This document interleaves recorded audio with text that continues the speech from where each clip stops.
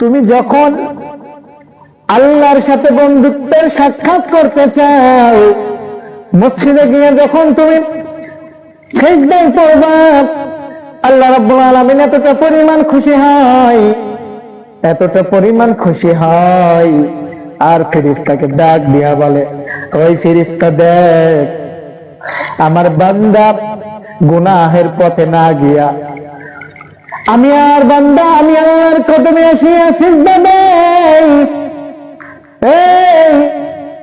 আমি আল্লাহর গোলামি করে। ওরে ফেরেশতা, এরা কিসের জন্য নামাজ পড়ে জানো নি? ফেরেশতারা ডাক দিয়া বলে, ও দয়ার মালিক, ও আমার রব, জাহান্নামের ভয়ে, কবরের আযাবের ভয়ে তারা আপনার গোলামি করে। আল্লাহ তাআলা বলে, কেন? তারা কি জাহান্নাম দেখছে? বলে না। বলে তারা কবরের আযাব দেখছে। ফেরেশতারা বলে, না না, তারা দেখে নাই। আল্লাহ রাব্বুল আলামিন সব জানার পরও ফেরেশতাকে ডাক দিয়া বলে, তাহলে কেন তারা নামাজ পড়ে? ফেরেশতা আল্লাহকে ডাক দিয়া বলে, আল্লাহ, শীতের ভিতরে ঠান্ডা পানি দিয়া ওজুটা বানাইয়া গরম তুলা কম্বলের ভিতর থেকে বাহির হইয়া কাঁপতে কাঁপতে তোমার বান্দা ঠান্ডা পানি দিয়া কেন ওজু বানাই? ও দয়ার মালিক, তারা কবরের আযাব থেকে মাপ চাই, জাহান্নামের আগুন থেকে মাপ চাই, হাসরের এই কঠিন মুসিবতের ময়দান থেকে তারা পানাহ চাই। ও আল্লাহ, তোমার জান্নাতে যাওয়ার জন্য তাদের চিন্তা ফিকির। ও আল্লাহ, তোমার ভয়ে তারা হারাম খায় না, তোমার ভয়ে তারা কখনো খারাপ পথে যায় না। ও আল্লাহ, তোমার ভয়ে কখনো দাড়ি কাটে নাই। ও আল্লাহ, তোমার ভয়ে কখনো লম্বা জামা ছাড়ে নাই। ও আল্লাহ, তোমার ভয়ে কখনো টুপিটা মাথায় থেকে ছাড়ে নাই গো আল্লাহ।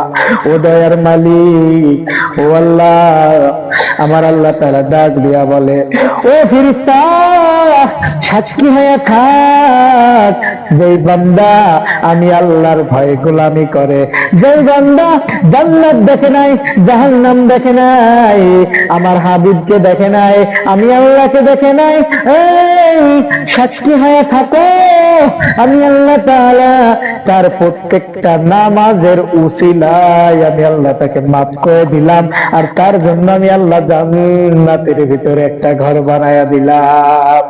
ওরে সুবহানাল্লাহ বললে কেমন লাভবান হওয়া যায়, আলহামদুলিল্লাহ বললে কেমন লাভবান হওয়া যায়, আল্লাহু আকবার বললে কেমন লাভবান হওয়া যায় রে গোলাম।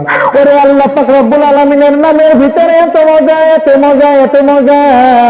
কোন বান্দা যখন সিজদায় যায়, অন্তরটা দিয়া, দিলটা দিয়া যখন আল্লাহর সাথে মুরাকাবা করে, দিল দিয়া, ওরে রুহানি চোখ দিয়ে আল্লাহর সাথে কথা হয়, রুহানি চোখ দিয়ে আল্লাহর সাথে ভালোবাসা সৃষ্টি হয়।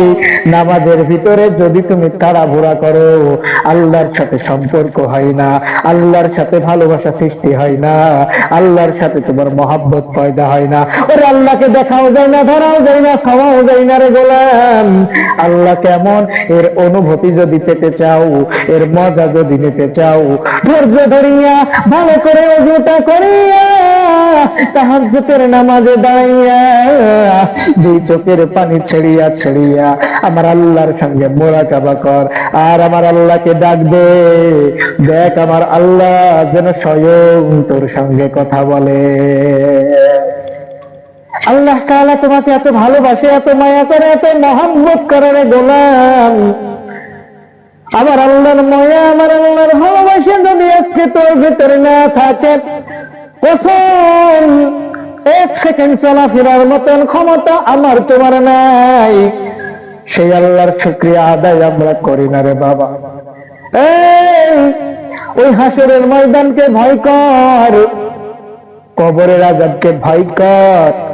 ওরে ঘুমের ঘরে যদি মরিয়ে যাও, বাঁচানোর মতন কেউ নাই। আজরাইল যখন আসবে, পান পাখিটা তোমার আমার নিয়ে চলে যাবে।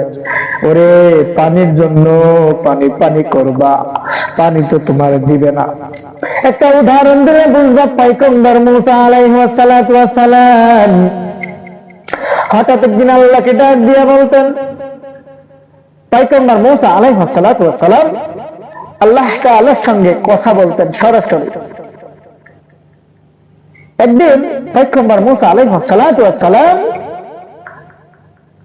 আল্লাহকে ডাক দিয়া বললেন, ও আল্লাহ, তুমি কি ঘুমাও না? আল্লাহ তাআলা বললেন, না, আমি ঘুমাই না। মুসা আলাইহিস সালাম বলল, কেমনে জানতে চাই?